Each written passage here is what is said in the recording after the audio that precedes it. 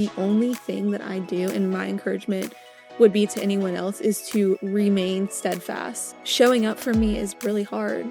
Sometimes putting on makeup and getting ready for church is really hard. Sometimes opening my Bible is really hard. You just keep doing it. Like, you just keep showing up. At that time, I didn't really know what I even believed. I knew that what happened to me didn't feel good. It didn't feel loving. And I was like, well, if this God can change my circumstance and he's choosing to not, and he knows all the pain that I'm experiencing, then that's not something or someone that I wanted to be associated with. Anything but people who go to church have the perfect cookie cutter life. Yeah. They consistently show up and they consistently go.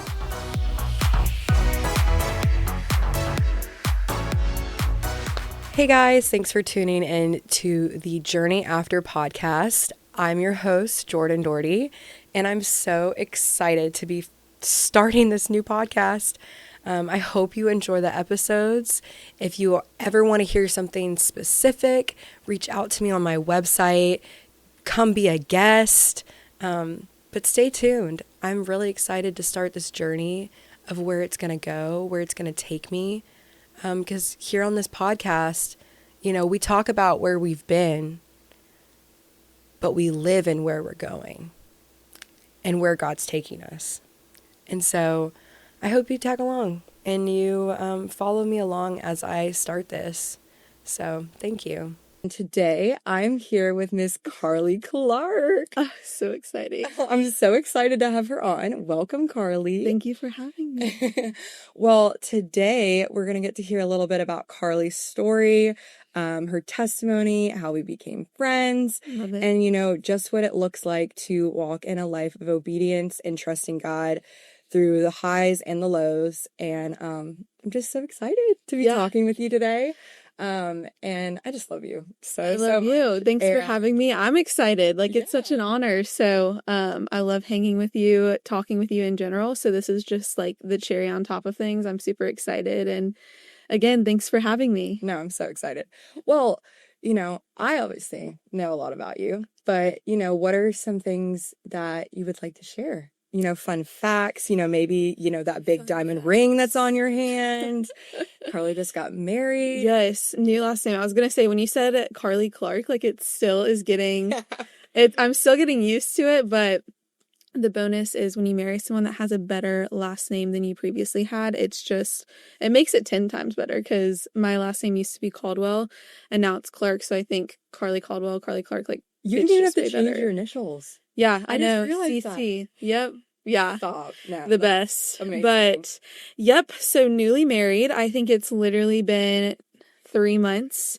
And just, that's a testament to the Lord's faithfulness to me. Coming into a new season, married to the most amazing man, truly, sent from the Lord himself. Could not even think of a better man to be with. So the Lord has just blessed me abundantly. Super thankful. But I'm 24 right now. I'm going to be 25 in July, so my birthday's coming up. We have the same birthday month? Yeah, that's what I'm saying. It's just the best. But yeah, going to be 25 soon. Graduated from NC State. Actually found the Lord in college, which I'm sure we'll get into a little bit. But work from home and do some ministry things. Love serving at church. Love just growing in my faith and being surrounded by friends and family. It's really just been the best. And I feel like my life is pretty normal, but I feel like there's so much blessing in the normal when you have God in it. So I honestly wouldn't change a thing. I'm super happy and super thankful for everything that the Lord has blessed me with. So I just love that. No, I know that our friendship hasn't been long, but it's been deep.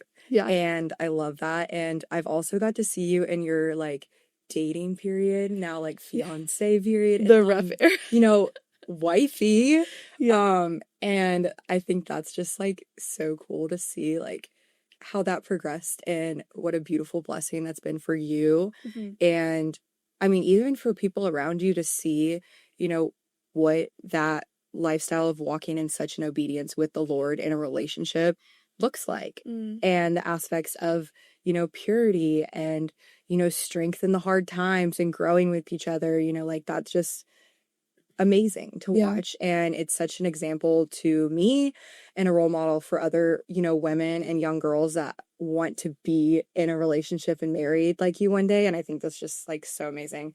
But, I really do want to kind of just like hear more about your story of like how you did find Jesus, because, a big thing on this podcast is, we talk about a lot in regards to the Lord. Our foundation is really just like planning in truth, growing in purpose, and blooming in Christ. And I truly do believe everything is built upon that. And I've seen God show up in my own life in those ways and kind of redirecting everything that I've gone through to take what the enemy meant for evil and God turned it for good. Yeah, that's so good. And, I know that I've experienced that in my life, and I've heard and experienced to watch you talk about how God's done that in your life over the few years. And, I would just like love to hear a little bit more about that. Where was that moment where you were like, I need Jesus? And, how did that play out? Yeah. Such a long story, so I'm gonna try to keep it short. Just obviously for the sake of time and everything. But I grew up in, I think, what my family would call a Christian home. Both my parents believed in God, but I wouldn't say as a family we followed God. So the concept of God was something that I knew about, but I didn't have a relationship with Jesus until I found him and surrendered my life to him in college. So I kind of went about life like, oh, I'm good, because there were some things that I went through during my middle school and in high school years and just growing up that were difficult, but all in all, like I had a pretty standard life. And because I hadn't experienced honestly true hardship where I understood that I needed to rely on the Lord, I never gave my life over to him during those years. And I became familiar with who Jesus was through actually a youth leader that I had in high school. And it's funny because I look back and I did not want anything to do with her. Like, I thought that she was kind of cool, but at the end of the day, I was like, well, I just want to party and I want to get drunk. And I know that you're not about that, which is fine.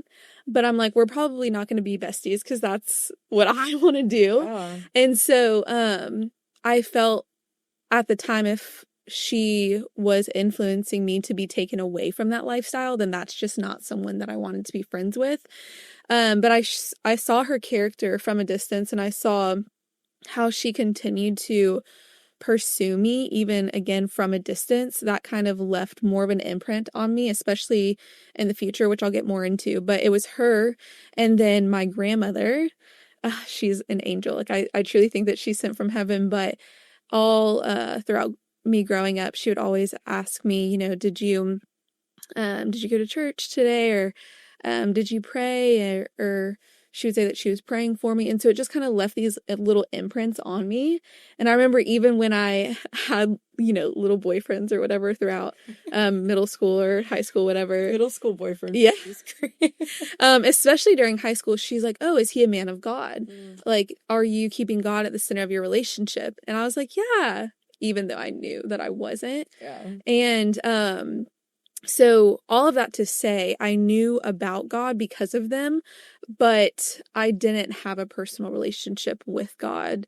And so eventually I leave to go to college, and the first like real tragedy that had happened to me that made a lasting impact on me was when my mom passed away.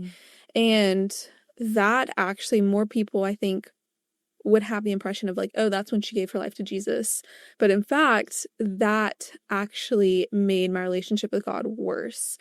And it was because, again, I knew about God, and I knew that, or what I had heard was his character was good and that he was loving. So when my mom passed away, I was like, well, that doesn't seem like a good God to me. And at that time, I didn't really know what I even believed.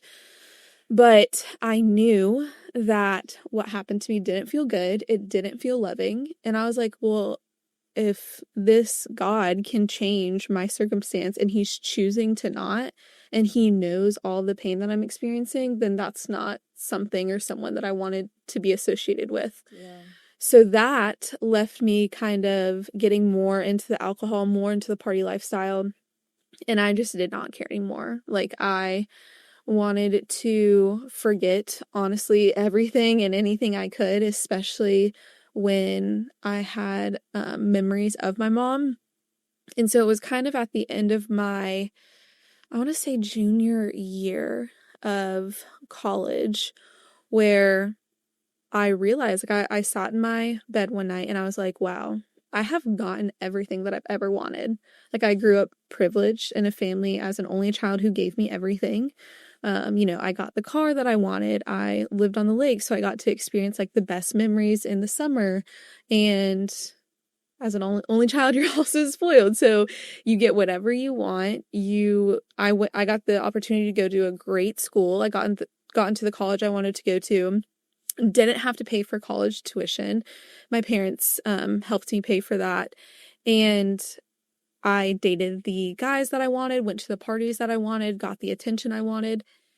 And I realized in that moment sitting there, I was like, I have gotten every single thing I have ever wanted in this life, but I feel emptier than ever. And I didn't quite know what I wanted or what I felt like I needed in that moment other than God Himself. And I didn't know God really at the time, but I knew, and I remembered the two people, my youth leader and my grandmother, had less than anyone that I ever knew. But they had something about them that I knew they had something that I didn't have. And I was like, that's what I want. But I couldn't exactly put my finger on it. And I just remember thinking, like, all of my decisions have led me to feeling emptier than ever before. And I'm about to get this degree that's just going to make me more money. And I've had money and it doesn't fulfill me. I've like had the popularity, had the friends, went to the parties, didn't fulfill me, got the guy, didn't fulfill me, but they're fulfilled and they never had any of that. And so in that moment, I remember praying for the first time in a long time and I was like, God, if you're real, I will dedicate 6 months of my life to you. Like, I'll give you any and everything, because I didn't want to do the whole thing where it's like, oh, you kind of go to church and then, you fall off the month after, you kind of go to life group or Bible studies and then you don't ever go again. Like, I was like, I'm tired of thinking like if God is real or not. I really want to dive into it wholeheartedly and find out if this thing that they claim is real. And I don't want to look back knowing, oh, well, I kind of fell off or I should have done that, whatever it was. So I dedicated 6 months of my life to God. I went to church every single Sunday. I stopped drinking, I wasn't really into drugs, but stopped smoking when the time presented itself. And I got plugged in, started serving, just started building more godly community, and literally my life changed. And not only did things start to get better like physically for me, but it was the first time that I had truly seen God do the miracles in other people's life. He started doing them for me. And so it's so sweet when you put yourself in a position to get to know more about God, because when you're obedient to Him, He moves. And so I got to see that firsthand, which is why I just feel super blessed. I love what you said a couple like seconds ago, and it was like you said something like the people that have less of the world experience more of God and shine that more, and the people that have more of the world don't feel God as much. Yeah. And like that kind of just like, I mean, that gave me kind of chills when you said that, because it's so true. And like the things of this world don't matter. The money, the relationships, the popularity, the fame, the experiences, because like it's all going to die with us here. Yeah. And it's beautiful when you can see someone be so content with the Lord, because it shines so outwardly to everyone around them, and people will notice. Exactly. People pick up on that. Yeah. Because it reflects Jesus. Yeah. And of course that's attractive. Yeah. Oh, I love that. I love that you said that. Yeah. Yeah. I would say, when people who don't know, I think it's easy when you don't know God to look at the fame, look at the money, look at the guy or the girl, and it be super shiny. But in all honesty, it's just a false idol. And I really think it's the enemy's trap to kind of make us more focused on obtaining something that even once we obtain it will never fulfill us. And I mean, that's why there are plenty of people that I know that I grew up with that I have a personal relationship with now that have tons of money. Even some of them have fame and they're not fulfilled at all. And again, it's such a testament to how the Lord has made us, because it's not, we weren't made to find, fulfillment in worldly things, but we were made to find fulfillment in God. And so that's why when people who know the Lord, whether they're rich or they're poor, if they have the Lord, they're fulfilled. But when you see someone who has the fame or who has the money and doesn't have the Lord, isn't, and it's just this ongoing cycle of like, let me get more money, let me get more fame, and they're stuck in this trap forever. But when you find the Lord, you just live in freedom. Yeah. And so you're not stuck in this ongoing cycle of, oh, I need to obtain more, I need to do more, like I need to get more, because you're just satisfied with what you have, because you know that all you need is God. Yeah. So it is really sweet, and it is such an honor to be able to feel that and to really be able to live that out. I just love that. So obviously, when I was living that lifestyle, and I'm sure you can relate to this, we had friends that we are no longer friends with. Yeah. You know, your whole life kind of changes. Mm-hmm. And I know that was a really big thing for me, was like finding new community, finding, godly like role models, women that were going to pour into me and keep me accountable. And that was hard for me to find. And I'm still looking for those new friends and still trying to make those new connections. But how was that for you? How did you find yourself making new community? How did you navigate kind of ending old friendships? And what did that kind of look like? And how did you step into the new path? Yeah, again, great question, but a long answer, so I'm gonna try to shorten it. But I want honestly, to, that's a little bit of how we met too. Yeah. So I want to be super upfront, because I think I had this idea, and maybe I'm the only one, I hope not, but I had this idea when I was in college of, oh, when I give my life to Jesus, that I'll never have a problem again. Like, I'll never face anxiety. I'll never face the FOMO. I'll never face the sadness. And that's not true.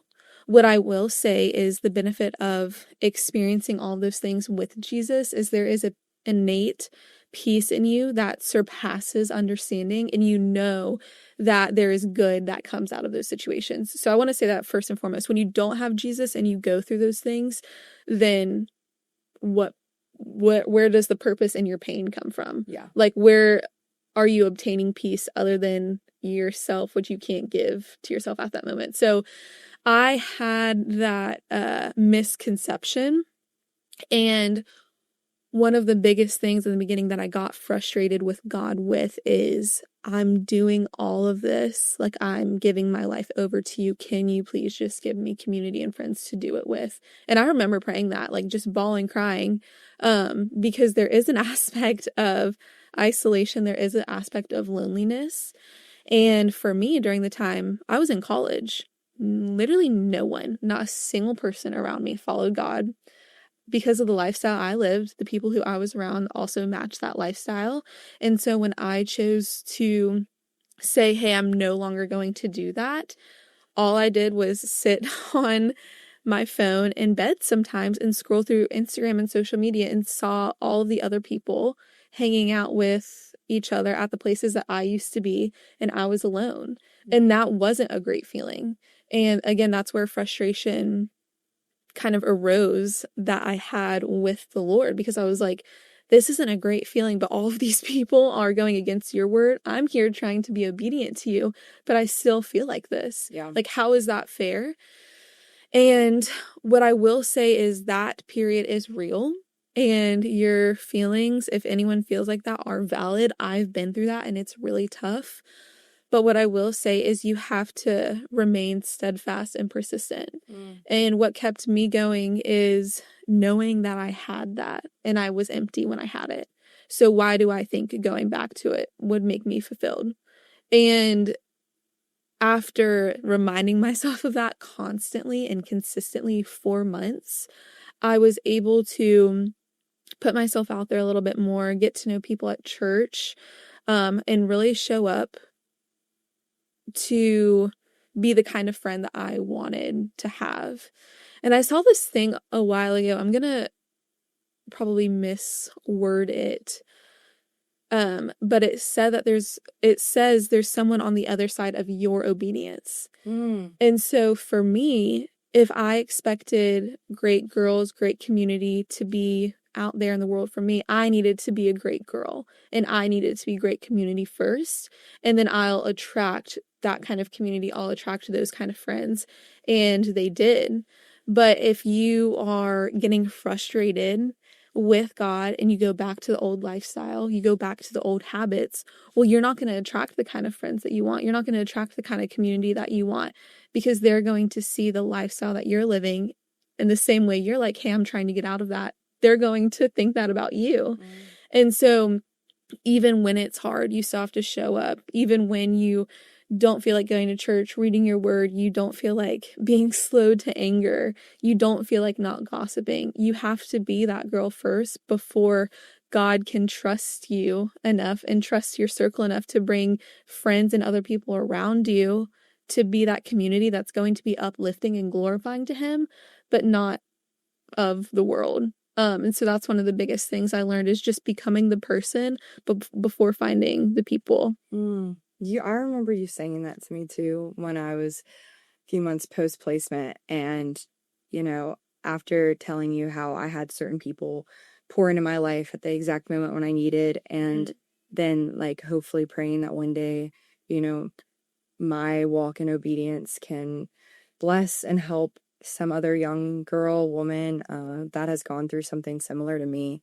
And I remember holding on to that, and I loved that you said that. And I love that you just brought that up because I had honestly kind of forgot about it. Yeah, and it's good. And that was a good reminder for me. Yeah. Because again, it's like we attract what we display. Yeah. And how we live our life is how people are going to, one, see the reflection of Jesus, see our, integrity, and see if we're authentic in our faith. And we don't want to be a fake Christian. Yeah. I was a fake Christian. Man, I walked around and called myself a Christian when I had not thought about God in who knows how long. Oh, yeah. And that's so embarrassing to me. And it hurts my heart, too, to know that that's how I was displaying Jesus. Yeah. Because honestly, like, that makes me sad. Yeah. Because, again, like, that wasn't right. Yeah. But no. Like, I feel like that community has come slowly but surely in my life. Yeah. Starting with everyone that I've met at church. And, me just showing up in that church that Sunday, crying to one of the pastors, being like, I'm pregnant and I don't know what to do. I literally showed up like within I was like 8 weeks, I think. Yeah. And then I walked my entire pregnancy through, godly women, seeking counsel, finding other people to pour into me. And, I kind of revisiting like our friendship. It's like throughout my pregnancy, we knew each other. I was going through it. I truly was going through it. And so I don't like to say that I isolated myself, but I struggled to put myself out there with friends or anything, just because sometimes I felt like in a friendship, I was going to be obligated to defend my decisions. Yeah. Obviously, I look back at that now and just know, I didn't ever have to with the right people, but I was also just like hormonal and emotional, and there was just a lot going on. But, after going through what I went through, I did isolate again for a while. And then literally the first Sunday I showed back up to church is when you sat right next to me. Really? That was my first Sunday back to church post-placement. Oh my gosh. Yeah, I was going to bring that up too because I have something to share with you about that. But oh, no, yeah. Like I had been avoiding coming back because it reminded me of my son and the pregnancy.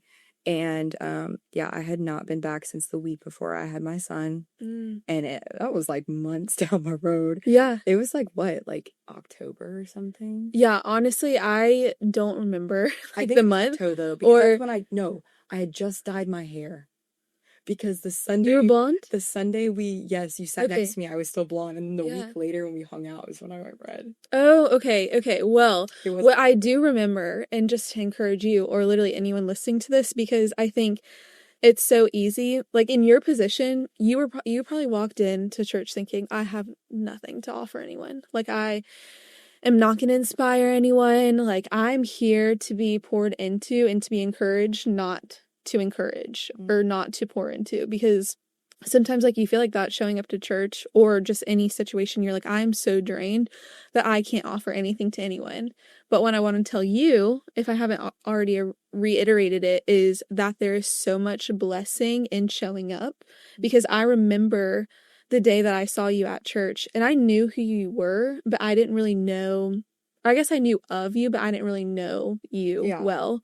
Obviously, because we didn't have a personal relationship to that point. We had only met a few times, but I kind of knew a little bit about your story, but again, not many details.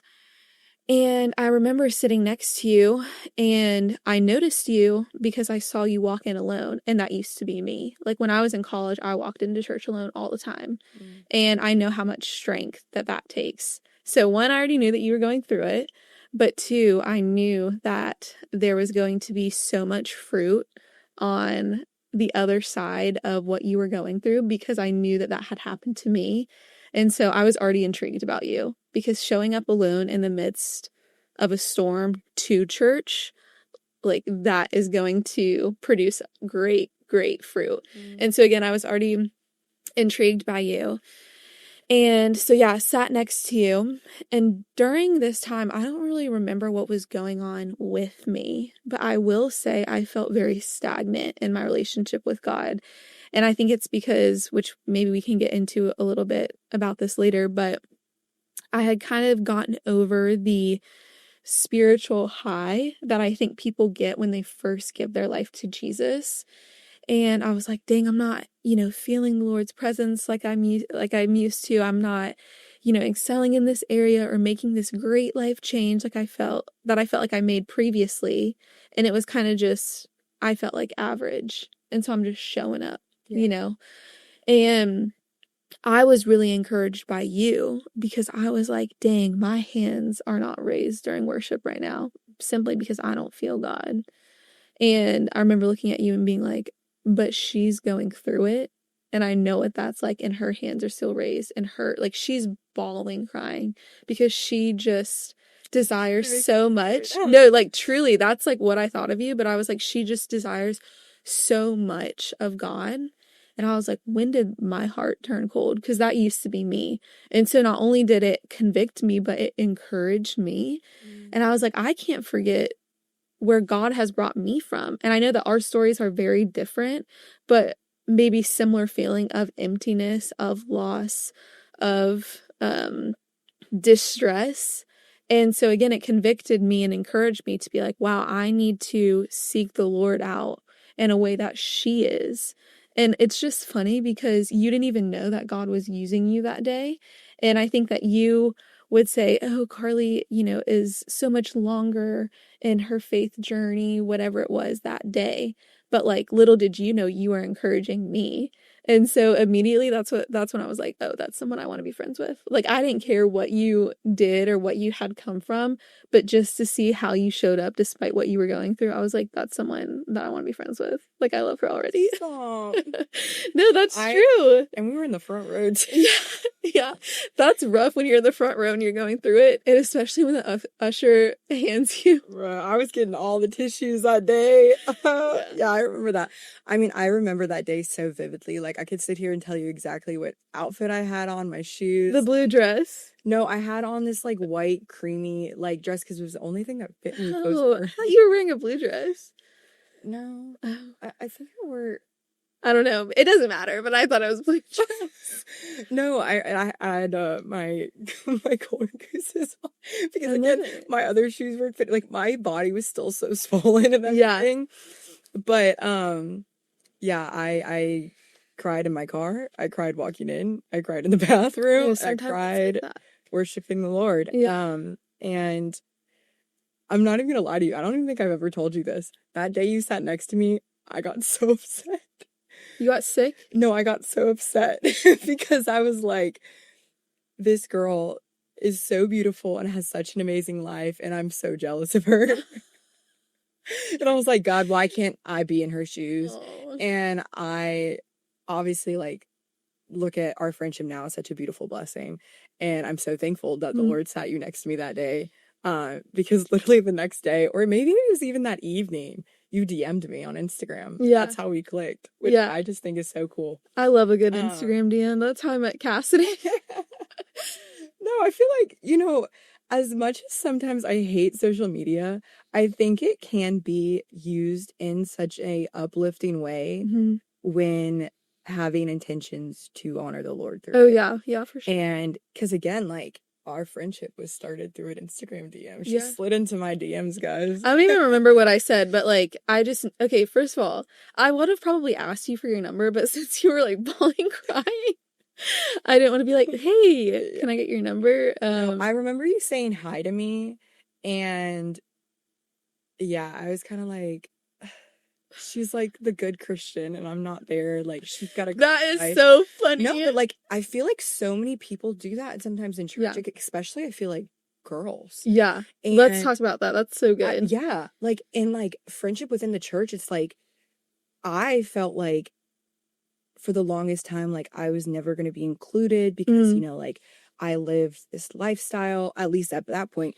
Growing up in the church, I even felt like that because I'm not gonna lie, everyone called me the goody two shoes, teacher's pet. Like I hated breaking rules all through middle school, high school. Like, you know, I was there every Sunday, went to Sunday school, was doing Awanas.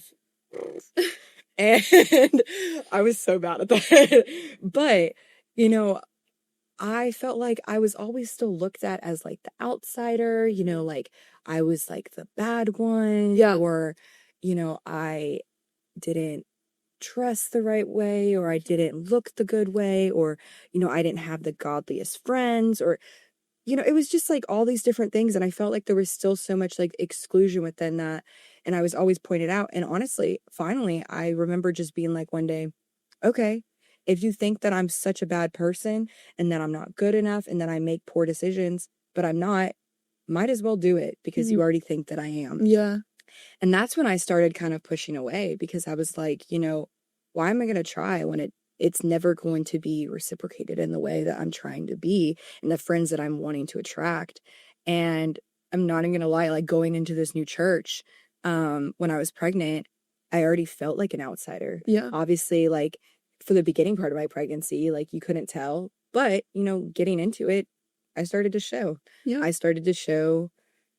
I hate saying I started to show my sin because my son's not sin, but my act of getting pregnant was, and that was very noticeable, especially because I didn't have a ring on my finger. And so I was going through that alone. And I felt like an outsider. Yeah. I felt like the girls, the women that were walking with the Lord looked at me like, oh, we don't want to be friends with her because she's walking in sin. Yeah. And as much as I was trying to redirect my life, I didn't know how to join community like that because I felt like people were going to constantly look at me like I wasn't enough. I wasn't a strong enough Christian yet. I didn't have enough faith yet. Yeah. You know, I wasn't out of my pregnancy yet, so I couldn't be a part of it. And so I held on to that for a while, and like that was dark in my heart, and like that wasn't from the Lord. Yeah. That was so the enemy trying to keep me away from community. And I was definitely really cold towards your friend group. And now you guys are like my bestest friends, and I love that. But it's crazy how God can really just like snap that away when you start praying for him to open your eyes. But like the enemy had really fogged my heart and my mind to putting myself out there. Yeah. And I'm so thankful that I eventually did, and then that you eventually poured into me, and then Cassidy and so many others. But yeah, I feel like that's such a common thing in the church is like we look at other females, other women, I mean, guys might look at other guys, I don't really know. Mhm. But, you know, and just like compare, contrast Yeah. the walk and the faith and use that to determine whether someone can be your friend or not. Exactly. Yeah, no, it's funny because one, I feel that. Like, I still feel that to this day. And I know it's such a common saying, but how comparison is the thief of joy. Mm. It really is true Amen. because you felt that about me, but I can guarantee you I was probably feeling that about another girl. And so I remember going into church the first few times feeling that exact same feeling about every single woman in there, but not knowing a single one of them personally. And I think it's really, well, two things. Hopefully I remember what to say for both of them, but I will say it's interesting because part of me feels like, even as a Christian, as a woman who's doing her best to follow the Lord, feels misunderstood by people who aren't following God. Because they have this idea of me of like, oh, Carlee's Christian. Like, she's always been this good little church girl. And I'm like, like, you did not grow up with me. Yeah. And honestly, sometimes, like, I'm kind of flattered by that because I'm like, oh, like, thank you for thinking so highly of me. But on the other end of it, I'm like, wow, I would hate to not necessarily like disappoint them, but I'm like, I know that when someone says that, they really just don't know me and they don't know my story. Yeah.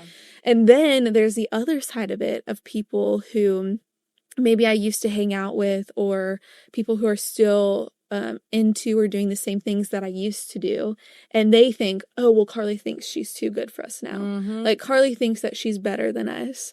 And it's just like, wherever I move, people are still going to misunderstand where I'm coming from. And so, in all honesty, I just try to be super open and very candid about what I've done, where I've came from, but also my heart now. And that has caused me to have some very, very hard conversations. But all I can say is, at the end of the day, I'm worried about honoring God and being obedient to his word. And so if I go into a conversation and someone still feels like I'm judging them after, but I know that I did my very, very best to display grace to them, to shower them with love and with truth, and they still feel that way about me, then I have to give that over to the Lord. Yeah. But also just knowing that there's women who do feel like that about me because I've felt like that about other women, like befriending them despite someone might being kind of standoffish at first. Yeah. Like pouring into them despite they might have said something bad about me. Because at the end of the day, like, when you give your life to Jesus, you're worried about the kingdom, expanding the kingdom and glorifying God in everything that you say and everything that you do. So I try not to get super caught up in the offense of, oh, well, she was super standoffish to me when she first walked into church, so therefore I'm not going to reach out to her. Or like, oh, you know, they said that I think I'm better than them, or they said this about me, so I'm not going to pray for them, or I'm not going to reach out to them, or I'm not going to check on to them, or check on them. Because at the end of the day, if I say that I'm following God, it doesn't matter what people say or do to me. Like, I'm worried about glorifying God and expanding the kingdom. Yeah. So I'm not going to get caught up in my own offenses of what someone might say or how they perceive me. So that's what really keeps me going. Yeah. I think the one thing that I tell myself constantly, especially like after losing friends, trying to make new ones, and then also just constantly feeling like I'm defending myself for my decision. Yep. Or just like worried about like people's opinion and judgment. One day I really just had to sit down and just be like, we live for an audience of one. Yeah. Yeah. You know, I live to glorify God, to obey him, reflect him, honor him, and build his kingdom in heaven. And when you let that really sink in, it's like, oh, Yeah. why do I care what the world thinks? Mhm. At the end of the day, what does that do for me? What is that going to display? Why do I care so much about what another person thinks? You know, if that person is walking with the Lord, they're going to reflect the same characteristics as Jesus too. And I'm not going to be worried about that because Jesus isn't going to here to condemn us. He isn't here to judge us. He's here to love, forgive, show grace, mercy, and be a friend. And the right people that I've got to now build community with have displayed that. And, you know, you are like one of those people. And like, I truly do look at you as somebody that is a beautiful role model to me, to other young girls and women. And I think, you know, through all the highs and lows, you're very open about it and authentic. And that's what God calls us to do because, again, we are not perfect. No one's close to it. And, you know, I look at you with such like excitement for my future life. Hopefully one day I, you know, appreciate your vulnerability. Like I remember our first time hanging out, you just came down to my level to hear me, to understand me, to let me cry, to let me share things that probably made no sense or whatever. Because I was a mess. But you were so true to who God has called you to be. Thank you. From the second I have met you, I have never once questioned your character, questioned your love for Jesus. And that is one of my favorite things about you because, you know, I look at you, I feel your love, your heart, your random I love you texts or check-ins on me. Like that, I feel the love of God through that. And well, thank you. I just like, I'm so like happy that we were able to meet at that church that Sunday morning.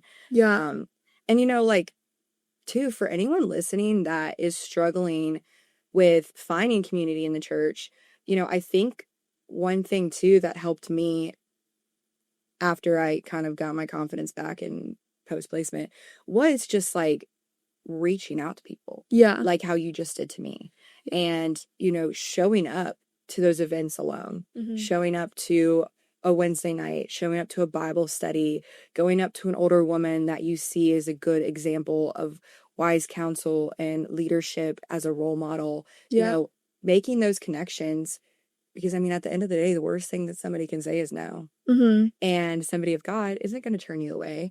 You know, if the church is truly built on the correct foundation of what the Lord has instilled for the church, you know, asking to join a Bible study, people are going to welcome you with open arms. People are going to welcome you with open arms if you're your first Sunday at church.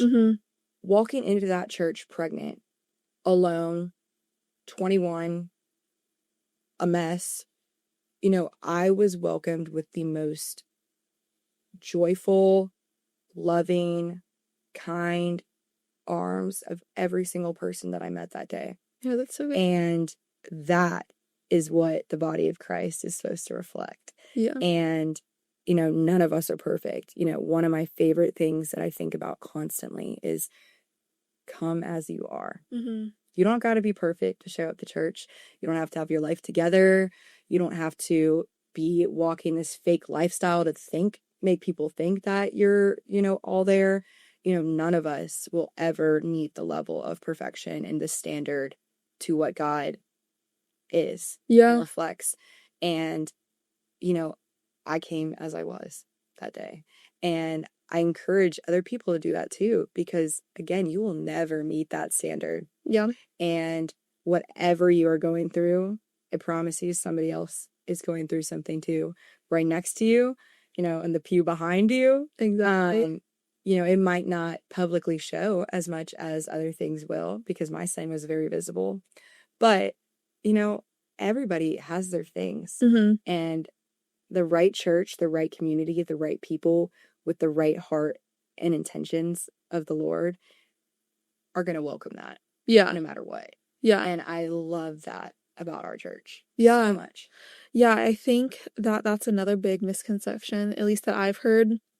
I remember one time there was someone who made a comment and they were like, what does Carlee know? She hasn't been through anything. And they were talking about how their parent had passed away and how they were mad at God. And then they made that comment about me because they didn't know anything about my story. And of course there is no anger or offense again on my side of that, but burdened me to honestly want to share the gospel with them, because they were so against church and so against anyone who was Christian and or who was going to church, because they had this notion of people who go to church, nothing happens to them. Like they live this cookie cutter Southern, like, great life. And honestly, every single person that I have met in the church is anything but.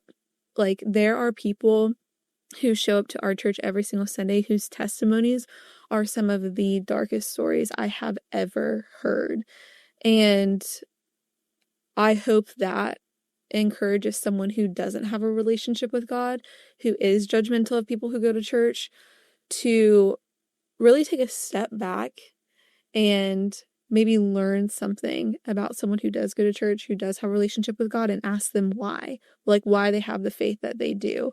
Because again, my experience is anything but people who go to church have the perfect cookie cutter life. Yeah. They consistently show up and they consistently go, because they know without their faith and without their relationship with God, they don't have anything. And they have seen where a life absent of that has led them. So yeah, I think that again, that's a big misconception that I've seen people have for sure. Oh yeah. And it's definitely really hard. I mean, to get through that, to kind of break the ice with all that. Exactly. But it is possible. Yeah. Because we are friends. Yeah. And it can happen. And God always provides. Yeah. Always does. And I'm so thankful for that. I'm so thankful for the church. I'm so thankful for all the friendships that I've been able to grow and make. And I couldn't imagine my life now without you. And truly, like, walking through this past year, with the different seasons that I've just been experiencing. Yeah. It's been a blessing to have godly friends that pour into me and love me and keep me accountable. Be calling me being like, hey, is this right? Yeah. should this be a red flag to me? Yeah. But just also just like watching your life just start to just take off is beautiful too. And I am just like in awe of what God has done. And, do you have like any encouragement to another young girl that has either gone through grief, loss, trauma, or just loneliness, and how, they can get through that, how to trust God through that, or, showing what, the outside of that looks like now. But so going off of that and then going back to something that you said, which I appreciate so much, but I feel like you've been hyping me up throughout this whole thing, speaking super highly of me, which I love, and I appreciate that so much. But I do want to say I really am nothing special. Like, none of us are. I appreciate that you mentioned that my faith encourages you, or that you look up to me, that you're inspired by me. And honestly, there was someone that had mentioned that maybe 2 weeks ago. And I remember when they said that, I was like, me? Like, what do I do? And so to answer your question and also come off of that is the only thing that I do, and my encouragement would be to anyone else, is to remain steadfast and to remain faithful. Because again, I'm nothing special. I don't have, some crazy talent or gift or, ability to hear God more than other people. Like, showing up for me is really hard. Sometimes putting on makeup and getting ready for church is really hard. Sometimes opening my Bible is really hard. I go through seasons where I get frustrated with God, where I have doubts. And the only difference is not just between me and other people, but I think someone who continues to pursue God and maybe's faith inspires other people is you just keep doing it. Like, you just keep showing up. And, today woke up, read my Bible. Am I going to say that I necessarily felt like reading my Bible this morning? No, I felt like it more than the day before, but I wasn't on this, again, spiritual high that I think sometimes we can often compare ourselves to with other people. And everyone goes through phases in their faith where they're just on fire for God. Yeah. And then, you know, the next phase is like, wow, it's hard for me to show up to church. And that's why that day, like even you showing up despite all that you were going through was so encouraging for me, because it again convicted me and lit a fire in me of like, oh, I need to get back there. Like that's where I used to be. And so my encouragement would just be to remain faithful where you are. And another thing that I will say is when I found the Lord, I got really overwhelmed because my life was changing. That was overwhelming. But I was also like, first of all, I don't even have church clothes. All I got is some, you know, crop tops from Shein. I have shorts that my butt hangs out of. Like, what am I even supposed to wear to church? I'm like, I'm showing up hungover. The music is giving me more of a headache. And I'm like, I'm supposed to make all of these changes because, again, I truly believe that the cookie cutter Christian girl was something that I could just never get to. So that's why, again, side note, it's funny when people are like, oh, Carlee's just, you know, church girl. And because I'm like, you again don't know me. But besides the point, I just remember what made the difference for me was remaining faithful where I was and doing what would honor God when I knew what it was, or doing what would honor God when I knew how to. Yeah. So an example of that would be, I first gave my life to Jesus. I was like, I know I shouldn't be getting drunk every weekend. So I was like, okay, I'm not gonna drink. And then I would happen to drink a little bit, but I wouldn't get drunk. And eventually I just cut off alcohol altogether. Then it was, okay, I know I shouldn't be getting high. So I stopped smoking. And then the next little tackle I got was, oh, I know I shouldn't be cussing. Because I think I had been reading my Bible that day and I came across a scripture that convicted me about cussing. And so eventually I stopped cussing. And then it was all the things of, you know, dressing more modestly and being slow to anger and not gossiping.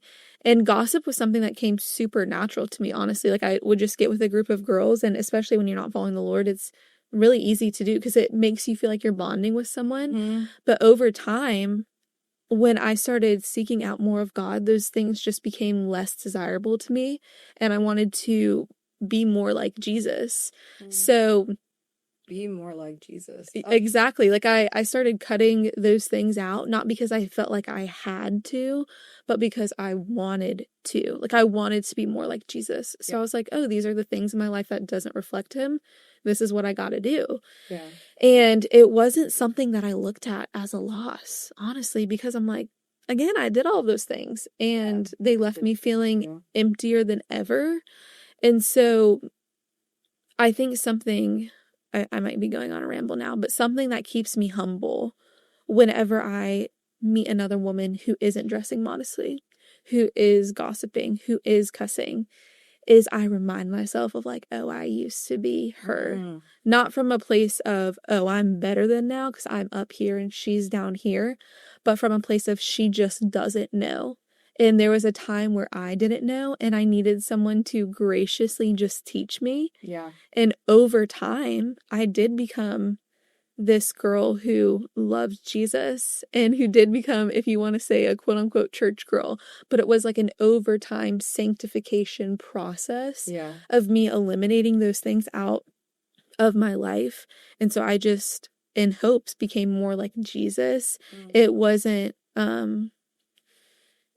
something that I felt like I had to cut out because, oh, I just couldn't do that if I'm like, I won't be accepted. Yeah. I So think a good rule of thumb, that sounds so dumb, but like is, you know, is what I'm about to do, is what I'm about to say, is how I'm about to act, something that Jesus would do. Exactly. Yeah. Yeah. And the second I start saying that is when I start feeling conviction about something that I'm like, oh.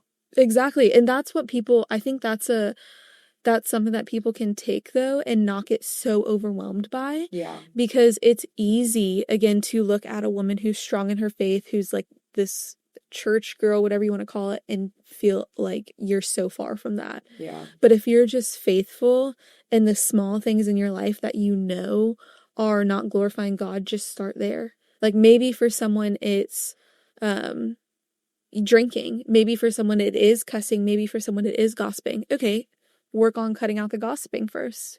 Then once you've handled that, work on cutting out the drinking. Once you've handled that, work on dressing more modestly. So it doesn't have to be this whole drastic change all at once. Like, there's a process to it, and you're also still loved in the process. Like, you're also still showered with grace, showered with forgiveness. You're also still worthy in the process. Like, just because I may not dress like I used to, I may not gossip like I used to, I may not get drunk like I used to, doesn't mean I'm any better than someone who still does. Yeah. There's just a difference, because I know now, and I've been shown the love of God, the grace of God, versus the other person who might not know or might not understand. So it's our job, for people who have experienced that, to share the gospel with them and to tell them and show them how there's something more to that. I love that. Yeah. Oh, well, thank you so much, Carlee. I mean, I love you so much. I love you. And we got to wrap up. But, I am so grateful to have you on today. I definitely want to have you back, because I know we have so many other conversations. Yeah, so we have. But, for all those listeners listening, hearing Carlee's story, seeing how God has just blessed her life through her walking in obedience, and just how her obedience has now changed my life and impacted our friendship. I hope you can take some words of encouragement from her, and just thanks for listening. Stay tuned for next episodes. But yeah, thank you so much, Carlee. Yeah, thanks for having me. I love you. I can't wait for next time. So exciting. No, same. If you want to be a guest, I would love to have you on and host you. Under the Connect drop down on my website at thejourneyafterpodcast.com, there is a form you can fill out that gets sent directly to me, and I would love to get connected with you. I am currently only doing podcasts in person, not virtual. I am in the Charlotte area, so please reach out, please connect. I would love to have you on and host you. And I know you guys all would love to hear more stories. And as always, it is not where you've been or where you've gone or what you've done, but it's where you're going. This is The Journey After. Love y'all. Bye.